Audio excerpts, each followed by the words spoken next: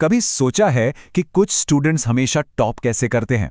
आज हम उन्हीं सीक्रेट्स के बारे में बात करने वाले हैं। कुछ ऐसी आदतें जो सच में पढ़ाई करने का पूरा तरीका ही बदल सकती हैं। तो आखिर वो क्या चीज़ है जो टॉप स्टूडेंट्स को बाकी सबसे अलग बनाती है?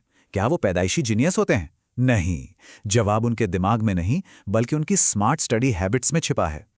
तो आज के इस सेशन में हम चीन और जापान की सदियों पुरानी लर्निंग ट्रेडिशन से निकली 7 जबरदस्त टेक्निक्स को समझने वाले हैं। ये ऐसी टेक्निक्स हैं जो न सिर्फ ग्रेड सुधार सकती हैं बल्कि पढ़ाई का स्ट्रेस भी काफी हद तक कम कर सकती हैं। तो चलिए शुरू करते हैं।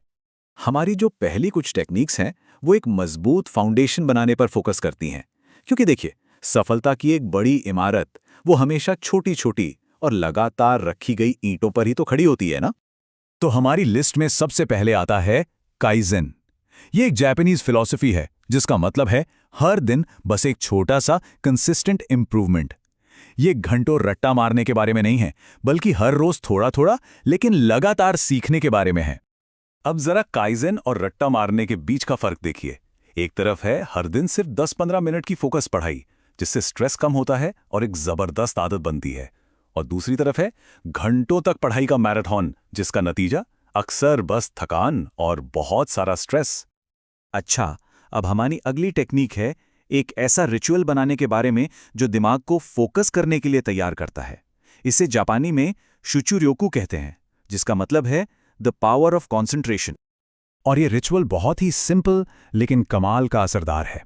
बस अपनी डेस्क साफ करें, 15 सेकंड के लिए गहरी सांसें लें और सबसे जरूरी, अपना फोन कहीं दूर रख दें। बस ऐसा करने से दिमाग को एक क्लियर सिग्नल मिलता है, okay, it's focus time now. ये एक मेंटल स्विच की तरह काम करता है। चलिए अब बात करते हैं कुछ ऐसी टेक्निक्स की जो दिमाग को लर्निंग प्रोसेस में एक्टिवली एंगेज करती हैं।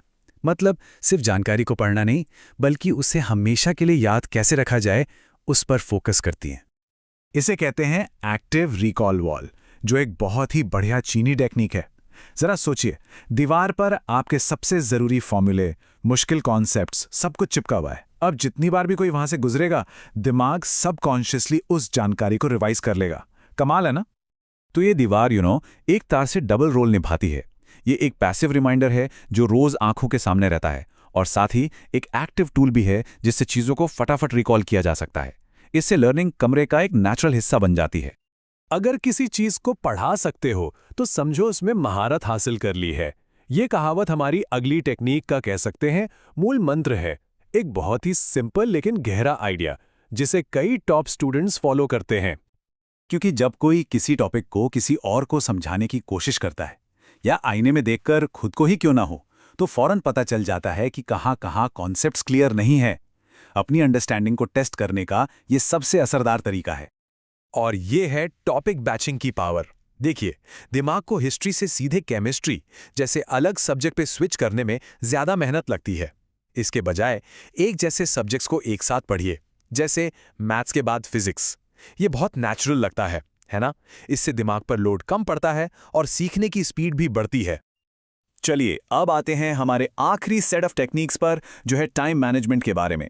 क्योंकि बात सिर्फ मेहनत से पढ़ने की नहीं है बल्कि स्मार्ट तरीके से पढ़ने की है, ताकि हर एक मिनट का पूरा फायदा उठाया जा सके। पोमोडोरो टेक्निक के बारे में तो कई लोगों ने सुना होगा, 25 मिनट फोकस फिर 5 मिनट का ब्रेक। लेकिन इसके जापानीज वर्जन में एक बहुत ही इंपॉर्टेंट नियम है, वो ये कि ब्रेक के दौरान कोई भी डिस्ट्रैक्शन नहीं।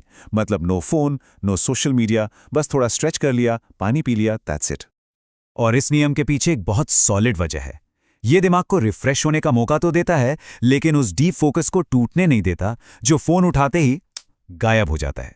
ये कंट्रोल रीसेट लंबे समय तक फोकस बनाए रखने में बहुत मदद करता है। और अब हमारी आखिरी टेक्निक, जिसके लिए चाहिए सिर्फ 5 मिनट। जी हां, सिर्फ 5 मिनट जो मेमोरी को ट्रांसफॉर्म कर सकते हैं। ये एक ब्रिलियंट ब्रेन हैक है। होता क्या है कि सोने से ठीक पहले हम जो भी जानकारी देखते हैं ना, हमारा दिमाग नींद के दौरान उससे शॉर्ट टर्म से लॉन्ग टर्म मेमोरी में शिफ्ट कर देता है। तो सोने से पहले बस 5 मिनट के लिए मेन फॉर्मूलाज या की पॉइंट्स पर एक नजर डालना उन्हें पक्का याद करा सकता है। तो इन सभी टेक्निक्स के पीछे की कोर फिलॉसफी क्या है? वो ये कि सफलता कोई रातों रात मिलने वाली चीज नहीं है। ये छोटी छोटी, स्मार्ट और लगातार अपनाई गई आदतों का रिजल्ट है। और हाँ, इन सबको एक साथ शुरू करने का प्रेशर लेने की कोई ज़रूरत नहीं है। बस कोई भी 2 या 3 चुन लीजिए जो सबसे ज़्यादा अच्छी लगें। याद रखिए, परफेक्शन से ज़्यादा ज़रूरी है प्रोग्रेस।